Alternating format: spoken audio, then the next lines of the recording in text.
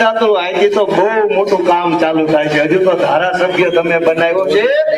આ વિધાનસભા તો સરકાર બનાવવા માટેની વિધાનસભા છે. એટલે અહીંથી ડેલી ખુલી, અહીંથી ખડકી ખુલી છે. દોસ્તો, આ વિધાનસભા એ ધારાસભ્ય નથી બનાવતી, અહીંથી મુખ્યમંત્રી બનાવવા વાળી વિધાનસભા.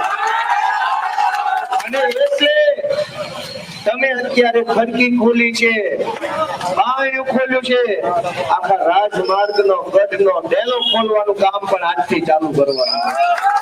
ગાંધીનગરની વિધાનસભાનો ડેલો ખોલવાનો છે.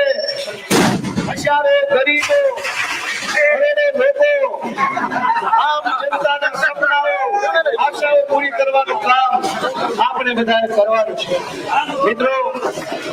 મિત્રો, હું વડાલ આખી જિલ્લા પંચાયતની સીટના સૌ ક્રાંતિકારી સૈનિકો, આમ આદમી પાર્ટીના સેનાપતિઓ, આમ આદમી પાર્ટીને મત આપનાર સૌ મતદાતાઓ, આ આખી ચૂંટણીમાં જેને મત આપ્યો એ બધા મતદાતાઓનો બે હાથ જોડીને હૃદયપૂર્વક આભાર વ્યક્ત કરું.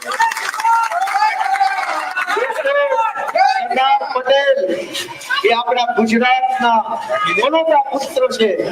આખી દુનિયાની અંદર સરદાર પટેલે પોતાના યોગદાનથી નામ બનાવ્યું છે. એવા સરદાર પટેલની પ્રતિમાની બાજુમાં ઉભા રહી હું એટલું કહેવા માંગુ છું કે જેણે મત આપ્યો, જેણે મત નો આપ્યો, એ હંધાઈનો પ્રતિનિધિ ગોપાલ ઇટાલિયા છે. એના પ્રત્યે એક માણસના આગેવાન તરીકે મને જનતાએ ચૂંટ્યો છે. હું સરદાર પટેલની હાજરીમાં કહું છું, જવાબદારી ગોપાલ ઇટાલિયા. જેણે મત આપ્યો, જેણે જ્યાં મત આપ્યો, ચૂંટણીમાં જેણે જે કર્યું, સૌને ભગવાન સુખી રાખે એવી મારી પ્રાર્થના. આ ચૂંટણીમાં જે કેટલાક અધિકારીઓએ કિરીટ પટેલની દલાલી કરી છે, એને ભગવાન માફ નહીં કરે, ભગવાન કરે તો હું નહીં કરું.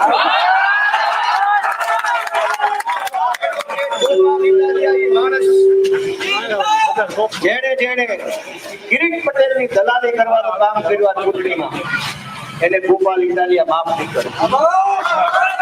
આશા રાખું છું વિડીયો ઉતારીને કિરીટ પટેલ મેડલ આપે કે ન આપે, પણ એડવોકેટ ગોપાલ ઇટાલિયા તમને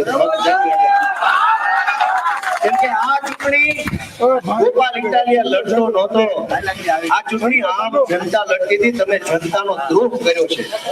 ગોપાલના વિરુદ્ધમાં કામ કર્યું હોત તો મને એનો વાંધો નથી, પણ તમે જનતાના વિરુદ્ધમાં કામ કર્યું. આ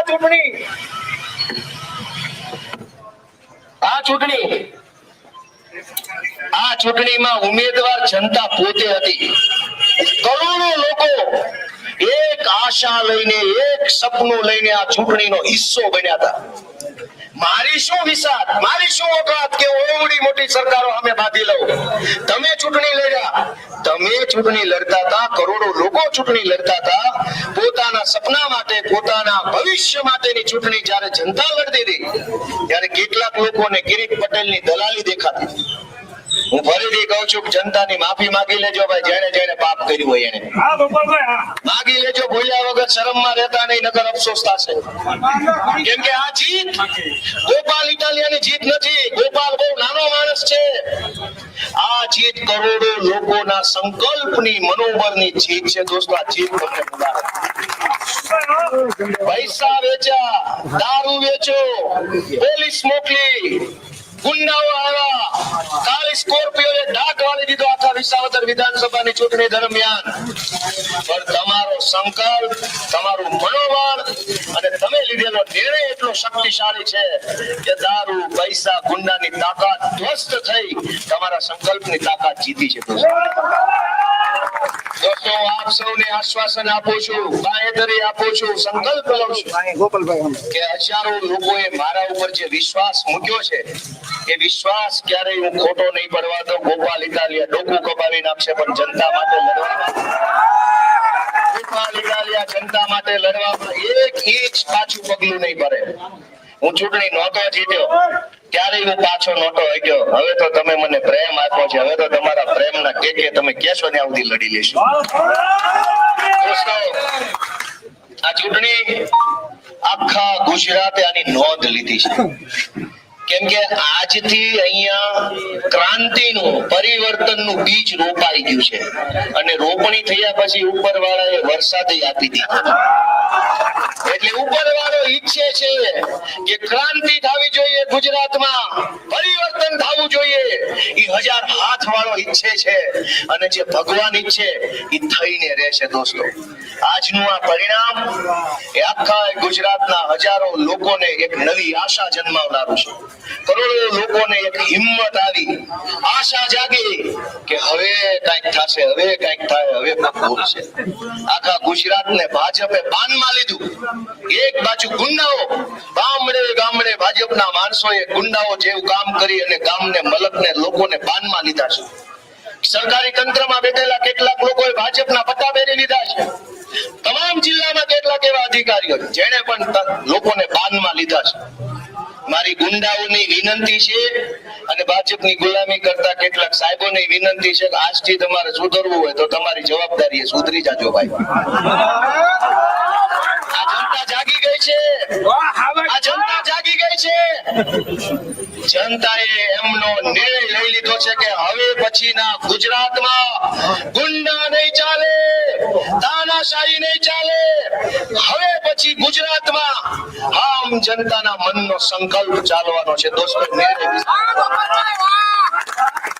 હું ગુજરાતભરના મહાપુરુષોને નમન કરું છું, ગુજરાતભરના આગેવાનોના આશીર્વાદ માંગુ છું અને આમ જનતાએ વિસાવદર, ભેસાણ, જુનાગઢ ગ્રામ્ય, વડાલ, બિલકા, ડુંગરપુર તમામ જનતાએ મને જે મોટી જવાબદારી સોંપી છે, મને જે મોટું કામ સોંપ્યું છે, એ મોટું કામ કરી શકું એવડી મોટી તાકાત ઈશ્વર મને આપે એવી હું ઈશ્વરને પ્રાર્થના કરું છું કે ભગવાન જેવડું કામ સોંપે, ભગવાન મને જેવડું કામ સોંપે એવડી તાકાત પણ ઈશ્વર ગોપાલ ઇટાલિયાને આપે એવી તમે પ્રાર્થના કરજો. દોસ્તો, વડાલાકા ગામનો, આખી જિલ્લા પંચાયતનો આખી ચૂંટણીમાં જેને તન, મન, ધન અને લાગણીથી કામ કર્યું સૌનો હું બે હાથ જોડીને નમન કરું છું, ચરણ સ્પર્શ બધાને હું કરું છું. હવે હું આપના ગામમાંથી રજા લઉં છું થોડા સમય. વડાલ ગામના ચોકમાંથી બાપા ઉભા એટલે વડાલમાં ચોક છે. આ તો વડાલ વાળા માટે પણ એક વખત બધા જોરદાર તાળીઓ પાડો. ભારત માતા કી